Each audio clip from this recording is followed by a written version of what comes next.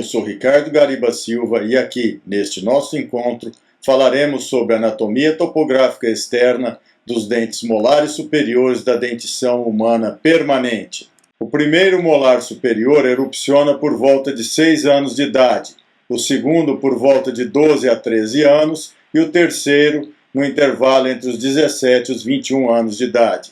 Como características gerais, temos que os molares superiores não possuem predecessores. Os dentes molares, eles ocupam espaço na arcada humana que surge à custa de crescimento ósseo e não em substituição a eventuais dentes descidos ou dentes da dentição primária. Os dentes molares superiores ocupam 44% da dimensão mesiodistal do arco superior. Eles são maiores do que os demais dentes superiores. Como regra geral, são dotados de 3 raízes que se encontram num tronco ou base radicular. Aqui temos, por exemplo, a raiz disto-vestibular, a raiz mesio-vestibular e a raiz palatina de um molar superior, que estão aqui unidas por essa área comum denominada de tronco ou base radicular. Essa divisão das raízes é chamada de furcação. No caso aqui, nós temos a divisão em 3 raízes, portanto, essa divisão é chamada de trifurcação. Se a divisão fosse em 2 raízes apenas, seria denominada bifurcação. A maior cúspide dos molares superiores é a mesiolingual, e ela se une à disto-vestibular em alguns dentes, chamando a denominada ponte de esmalte. Então temos aqui nessa imagem a cúspide mesiolingual, a cúspide disto-vestibular, e elas se unem aqui formando a chamada ponte de esmalte. Ainda, como regra geral, temos que nos molares superiores a maior dimensão da coroa é vestíbulo lingual, em oposição aos molares inferiores, cuja maior dimensão da coroa na vista oclusal é mesiodistal. Recapitulando, molares superiores possuem maior dimensão das suas coroas na direção vestíbulo lingual. Evidentemente que essa é uma característica que pode ser detectada quando os molares superiores são observados pela vista oclusal. As funções dos molares superiores são 4. A primeira delas, mastigação dos alimentos, é muito importante. Esses dentes são dotados de faces oclusais bastante amplas, portanto, são excelentes mastigadores, são excelentes trituradores dos alimentos. Assim, a função muito importante desses molares superiores é a da mastigação. Eles ajudam na manutenção da divensão vertical da face. Qual que é o significado disso? A oclusal do molar superior, ela se encontra com a oclusal do molar inferior e impede que a mandíbula ou que o maxilar inferior se aproxime mais da base do crânio. Há, portanto, uma distância vertical, uma dimensão vertical da face que é mantida ou que é ajudada a que seja mantida pelos dentes molares superiores. Eles ajudam na chamada continuidade do arco, que significa esses dentes aqui, quando estão em posição no arco, eles mantêm uma cadeia de transmissão de forças e continuidade do arco, visto que a ausência de um dos dentes faria com que aquele que ocupa o espaço distal sofresse inclinação para mesial. E uma função bastante importante, também a quarta delas, seria o preenchimento das bochechas. O indivíduo que perde os molares acaba fazendo com que as bochechas sofram uma perda de volume e que surjam sulcos verticais na bochecha, dando um aspecto estético desagradável. O primeiro molar superior, como informação geral, é um dente que se localiza próximo do centro anteroposterior do arco superior. São os maiores dentes e os mais fortes de todos os molares e de todos os dentes da boca, com exceção da dimensão longitudinal dos caninos superiores. Mas em termos de volume, os primeiros molares são os dentes mais volumosos. Normalmente são confundidos com os dentes descidos ou da dentição primária, porque eles erupcionam na cavidade por volta dos 6 anos de idade, que é o momento em que o indivíduo tem todos os dentes da dentição decídua. Então, às vezes, por desatenção, tem-se que aquele molar, que é um dente da dentição secundária ou permanente, também é um dente descido. E devido a ele aparecer nesse momento em que o indivíduo talvez não tenha muita consciência nem destreza da importância de se ter uma boa higiene oral, ocorre que esses dentes são afetados por cárie precocemente. O aspecto vestibular do primeiro molar superior da coroa, nós podemos observar que ela é mais larga na junção dos terços oclusal e médio.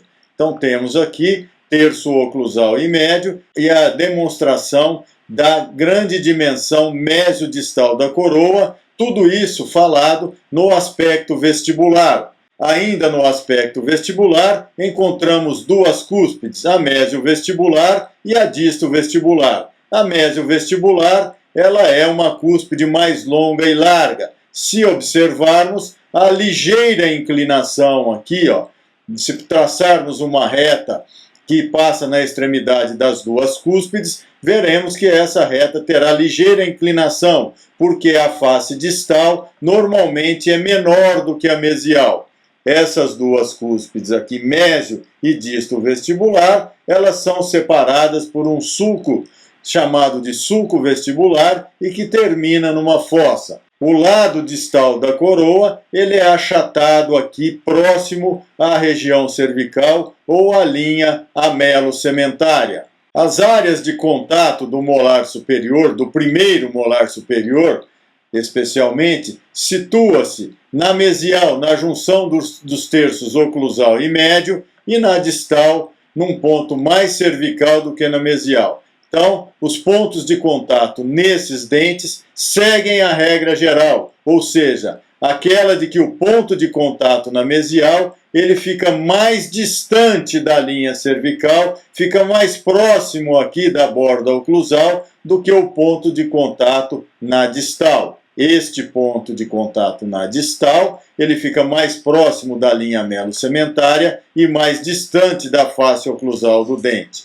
Na visão vestibular, a raiz desses dentes possui a divisão próxima à linha cervical. Vejam que o tronco ou base radicular não é tão longo e nós temos aqui a divisão em 3 raízes, portanto, essa divisão é denominada de trifurcação. Ainda no aspecto vestibular, nós temos que nas raízes elas excedem os limites da coroa. Isso significa dizer que as raízes do primeiro molar superior, elas são bastante separadas, elas normalmente excedem os limites da coroa, elas afastam-se umas das outras. E as raízes mésio e disto vestibular, aqui temos a raiz mésio vestibular, aqui a raiz disto vestibular, elas se assemelham às manoplas de um alicate, ou seja, aquela região do alicate onde nós colocamos a mão para dele fazer uso. Então temos aqui que as duas raízes, a mésio vestibular e a disto vestibular, a mésio sai na direção mesial e se inclina para a distal, a disto vestibular sai na direção distal e se inclina para a mesial, e elas se assemelham, portanto, às manoplas de um alicate.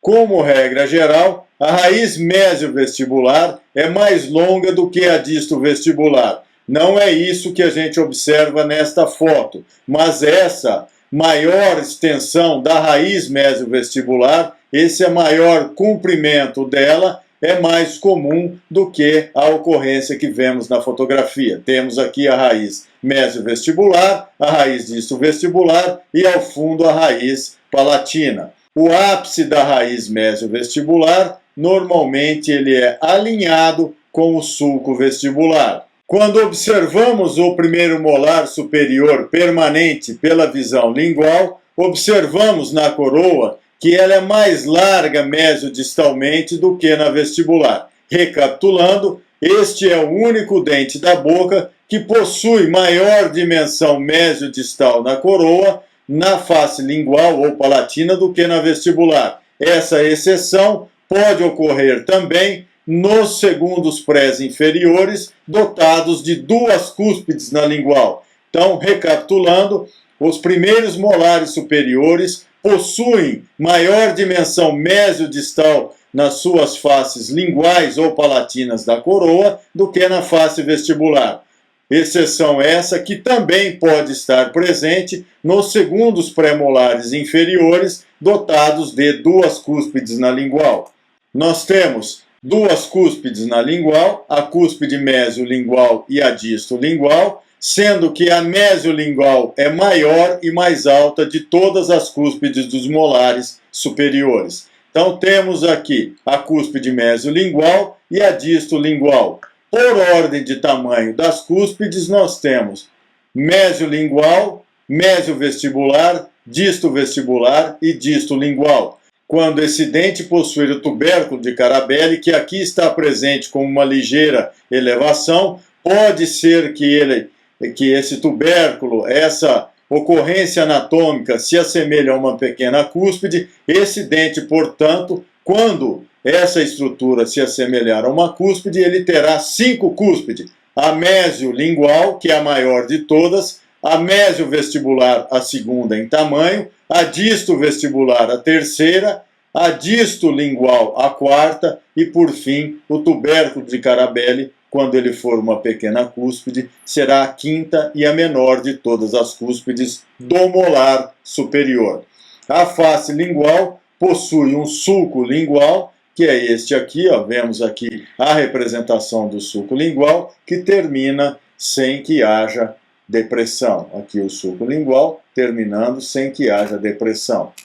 As raízes dos primeiros molares superiores na visão lingual também excedem os limites da coroa. Isso acontece porque nos primeiros molares superiores essas raízes são mais afastadas entre si e nós encontramos que a raiz lingual ou palatina é a mais longa de todas as raízes do primeiro molar superior. Ela se afila apicalmente até o ápice aqui. Ó. Nós temos uma convergência de cervical para apical e ela vai se afilando até o ápice. Há nessa raiz uma depressão longitudinal aqui, ó, que não fica visível em fotografias, mas é fácil de se observar quando examinamos o elemento dental in natura.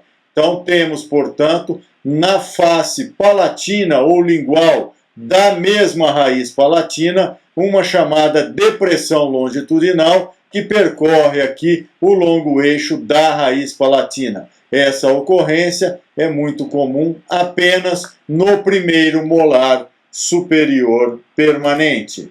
Na visão mesial, a coroa ela é curta de cervical para oclusal e ampla de vestibular para lingual. Então, recapitulando, linha cervical, aqui a crista marginal mesial, nós podemos observar que a coroa possui pequena dimensão de cervical para oclusal e grande dimensão de vestibular para lingual. Temos aqui a chamada crista marginal mesial, que ela é mais oclusalmente posicionada, ela é mais alta, ela é mais afastada da linha cervical do que a crista marginal distal. A convergência da coroa para a oclusal. Nós podemos observar aqui na representação que quando observamos a coroa do primeiro molar permanente na visão mesial, a convergência aqui, ó, da face vestibular e da face palatina da coroa na direção oclusal. Quando o tubérculo de Carabelli estiver presente, ele se localizará cerca de 2 milímetros abaixo da face oclusal. Ele pode ser uma ligeira depressão, uma pequena elevação ou até mesmo uma cúspide bem definida.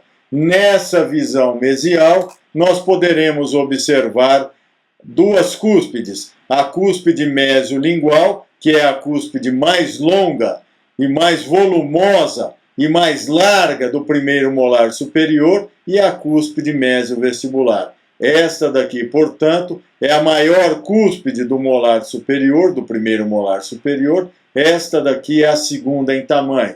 Recapitulando, a terceira é a distovestibular, que estará aqui na face vestibular. A quarta é a distolingual. E a quinta será o tubérculo de Carabelli, quando este assumir o formato de uma pequena cúspide. A crista marginal mesial, ela é mais longa de vestibular para lingual do que a crista marginal distal e ela é ligeiramente côncava na direção cervical. Então temos aqui uma concavidade e o meio dessa crista marginal aqui, ela invade mais a coroa na direção cervical. Temos, portanto, que ela é côncava.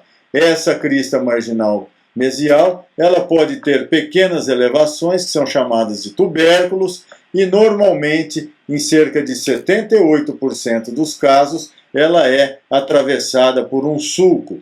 A existência desse sulco, a razão para que ele esteja presente e a sua função é a de escoamento de alimentos. Ainda na visão mesial, e agora observando a raiz, nós veremos aquilo que já afirmamos nas outras observações, de que as raízes do primeiro molar permanente são bastante separadas entre si e elas excedem os limites da coroa. Ou seja, elas se afastam de eventuais linhas. Se nós traçarmos aqui uma linha vertical tangenciando a face vestibular e a face palatina, nós veremos que os limites das raízes afastam-se desses limites das coroas.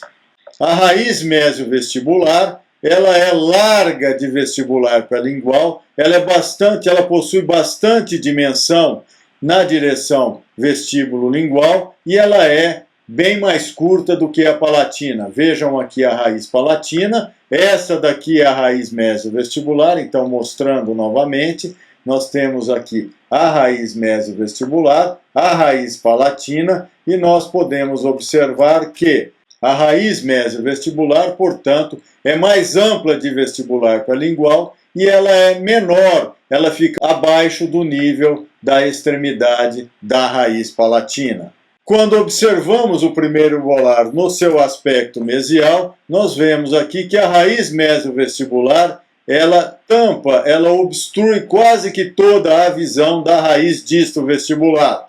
O ápice dessa raiz mesiovestibular aqui, ele está alinhado com a cúspide mesiovestibular. Ainda mais, essa raiz mesiovestibular, ela é dotada de uma depressão longitudinal. Essa depressão, às vezes, ela é tão acentuada que faz com que haja divisão do canal radicular aqui em um canal mesiovestibular e um chamado quarto canal aqui, mais próximo da raiz palatina. Então essa depressão aqui, às vezes, ela é tão acentuada que provoca a existência de um canal mesiovestibular e de um quarto canal aqui na parte mais palatina da raiz mesiovestibular. Por sua vez, a raiz palatina é a mais longa e ela se assemelha a uma banana nanica. Então vejam a grande dimensão aqui da raiz palatina. No aspecto distal, nós temos que, como regra geral, a face distal de coroa e das raízes, ela é menor do que a face mesial. Nós poderemos observar aqui que são visíveis as cúspides disto-vestibular, disto-lingual, sendo que a disto-lingual é a menor de todas, e quando o dente possuir tubérculo de Carabelli, o tubérculo, quando assumir o formato de cúspide, será a menor de todas as cúspides. A mesiovestibular e a mesiolingual, que seria a maior de todas. Isso nós podemos ver in natura, mas aqui, por questões de fotografia, não está possível essa observação.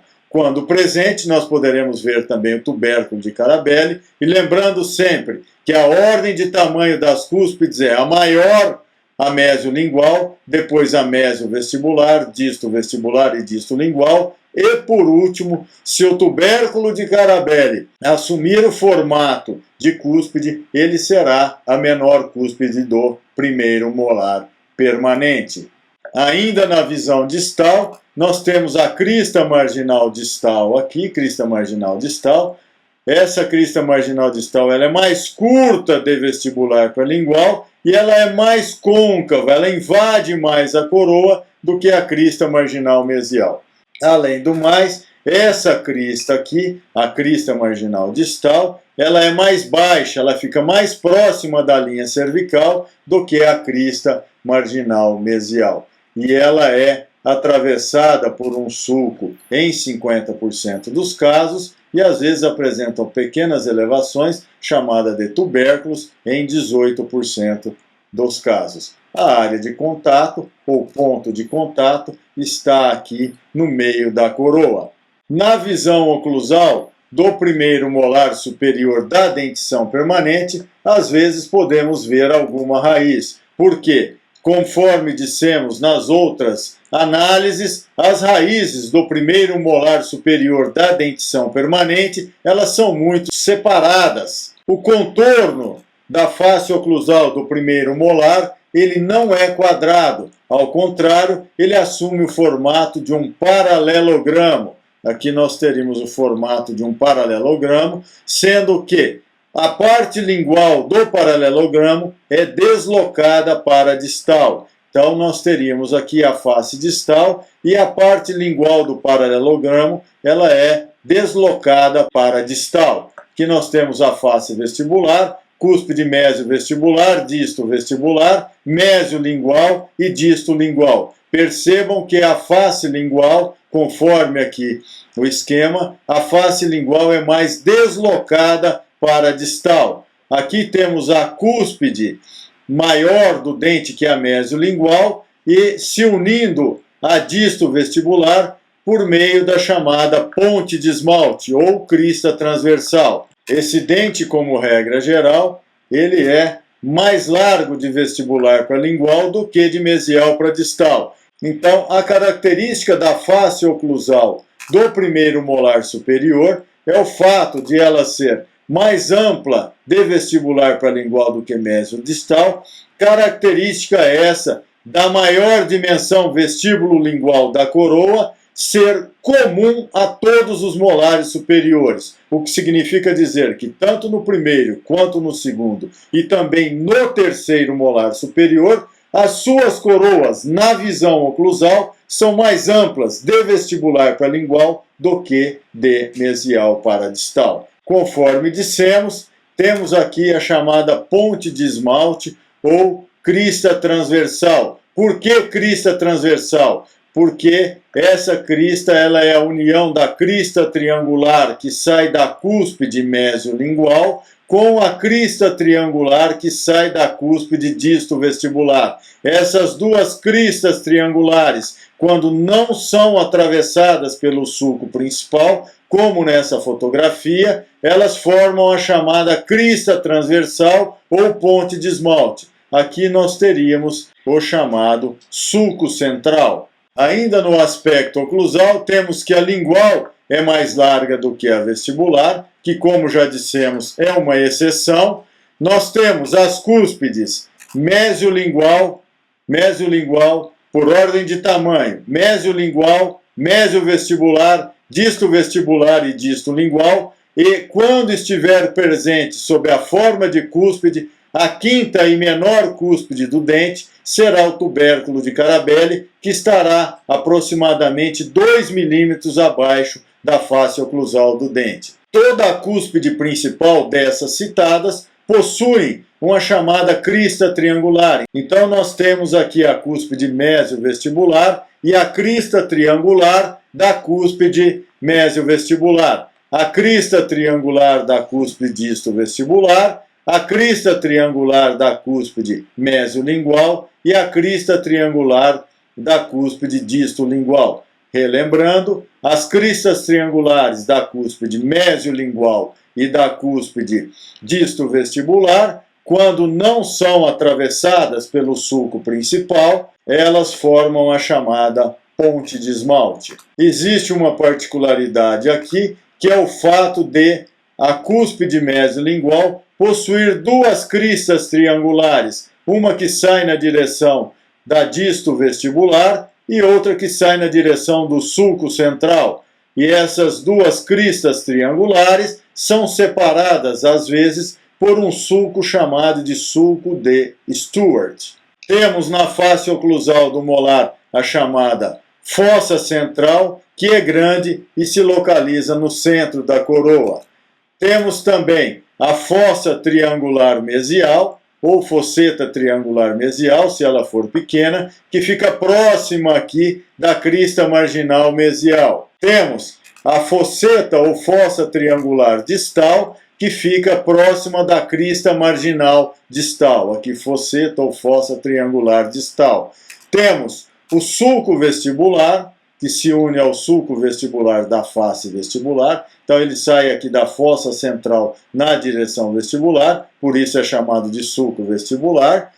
Temos o sulco central. Esse sulco aqui ele é interrompido pela presença da ponte de esmalte. Quando a ponte de esmalte não estiver presente, esse sulco será contínuo. Nós temos o chamado sulco oblíquo distal, que se une ao sulco lingual. E temos também, quando o tubérculo de Carabelli estiver presente sob a forma de cúspide, o chamado de sulco da quinta cúspide, aqui, ó, nessa região, cerca de 2 milímetros abaixo da face oclusal.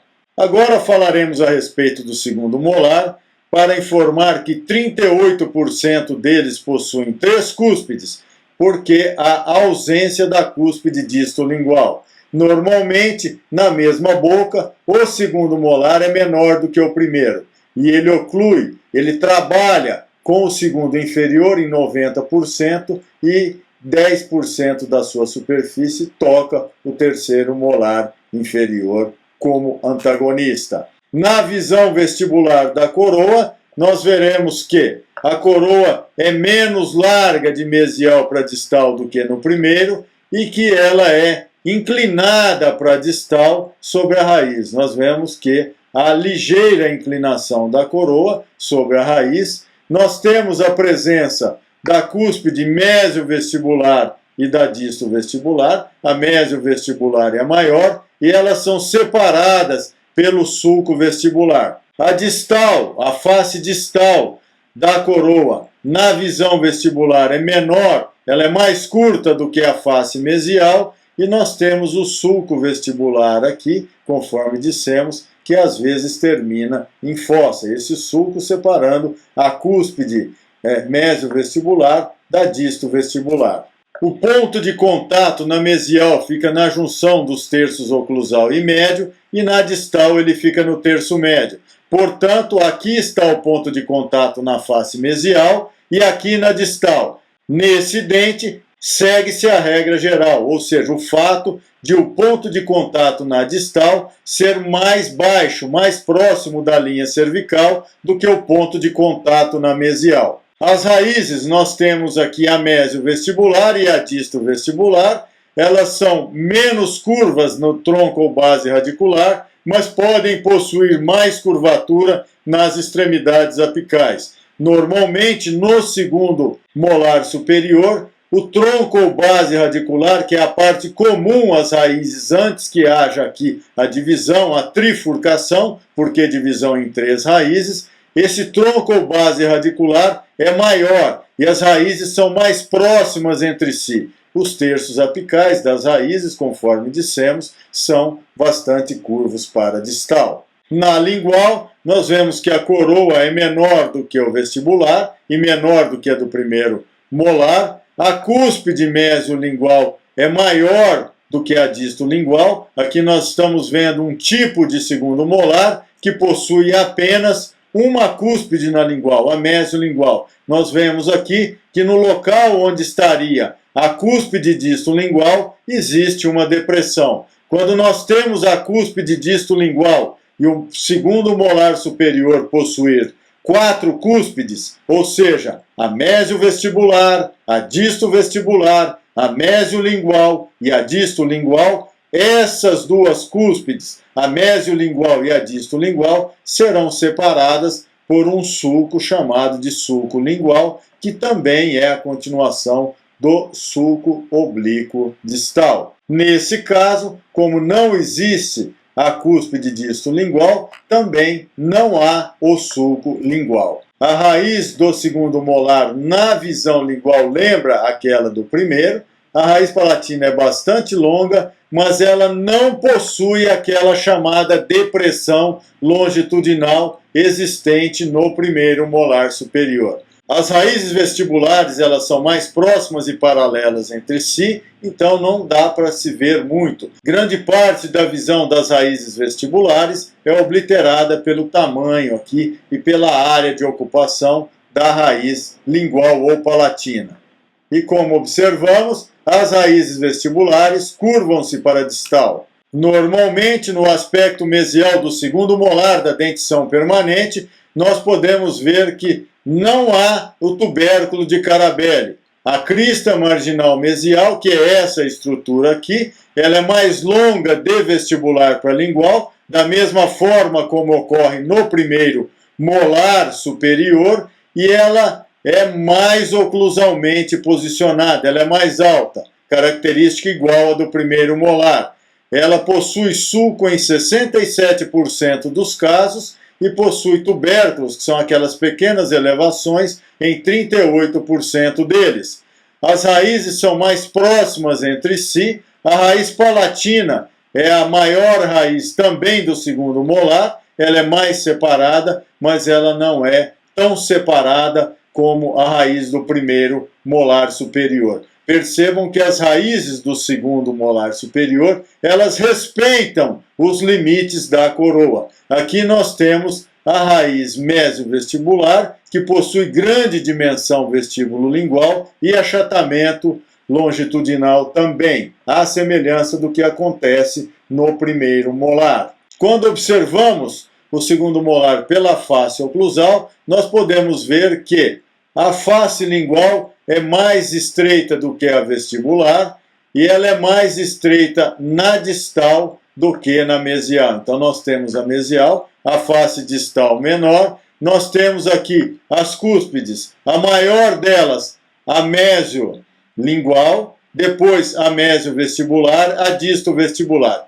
Esse aqui é um segundo molar com 3 cúspides. Nós não temos aqui a cúspide distovestibular. Se ela estivesse presente, essa distovestibular seria a menor cúspide do segundo molar superior. Nós não temos o tubérculo de Carabelli e, conforme dissemos, a cúspide distolingual, quando presente, ela estaria aqui e seria de tamanho reduzido. Seria separada da mesiolingual pelo sulco lingual que sai aqui do sulco oblíquo distal. O paralelogramo correspondente à representação da inclinação da face oclusal no segundo molar é mais inclinado. Nós vemos aqui que a face lingual ela é mais deslocada para a distal no segundo molar do que no primeiro. Normalmente, quando presente a linha oblíqua, que seria a ponte de esmalte, ela é menos pronunciada ou menor, isto falando quando ela estiver presente, nós veremos que no segundo molar, a face oclusal possui mais sulcos suplementares do que a do primeiro, portanto, a face oclusal é mais sulcada. Quando esse segundo molar possuir 3 cúspides, como é o caso dessa foto aqui, ele terá o formato aproximado de um coração. Aqui nós teríamos um coração aqui invertido, de cabeça para baixo. Então seria um coração. Ainda nessa característica de 3 cúspides, nós veremos a ausência da fossa distal e o sulco oblíquo distal aqui. Vejam que ele também não existe, não se continua com o sulco lingual. Nós temos uma chamada de crista cervical mesiovestibular. Isso é difícil de ver em fotografia, mas quando observamos o dente in natura, às vezes nós observamos aqui uma elevação que percorre próximo da cervical, aqui percorre longitudinalmente a face vestibular da coroa e é chamada de crista cervical mesiovestibular. Crista cervical mesiovestibular. O terceiro molar, por sua vez, ele oclui apenas com o terceiro molar inferior, é dente dotado de grande variação morfológica. Na mesma boca, normalmente, ele é menor do que o primeiro e o segundo. Então, na dentição permanente humana, por ordem de tamanho, temos que o primeiro é o maior, o segundo é ligeiramente menor e o terceiro é o menor de todos os molares. O terceiro molar normalmente possui raízes mais curtas, bases mais longas do que no primeiro e no segundo molar. As raízes do terceiro molar são mais próximas entre si. A coroa do terceiro molar lembra um pequeno primeiro ou segundo molar. Ela é dotada de mais sulcos e cristas, principalmente na face oclusal.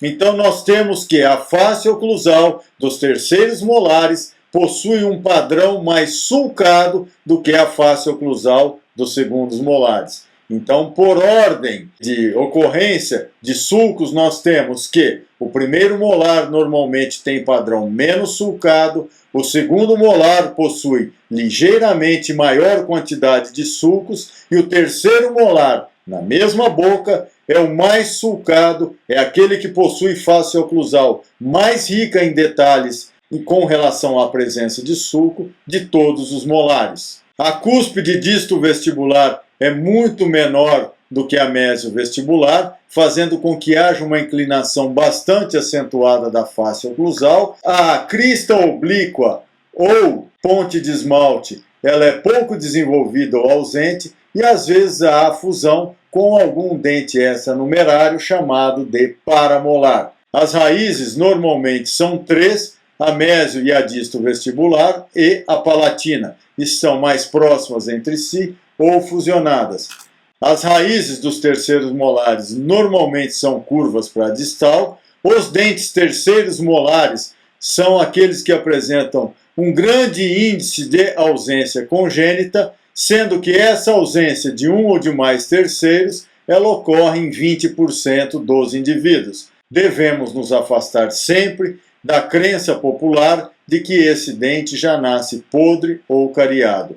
Essa informação não encontra amparo no conhecimento acadêmico-científico. Nós temos aqui a visão vestibular de um terceiro molar superior permanente da dentição humana, visão lingual ou palatina, visão mesial, visão distal e visão oclusal, mostrando aqui a cúspide mesiolingual, mesiovestibular, disto-vestibular e aqui uma pequena cúspide disto-lingual separada pelo sulco lingual. Percebam o padrão rico em sulcos da face oclusal dos terceiros molares superiores. Aqui encerramos esse nosso encontro. Muito obrigado e até uma próxima oportunidade.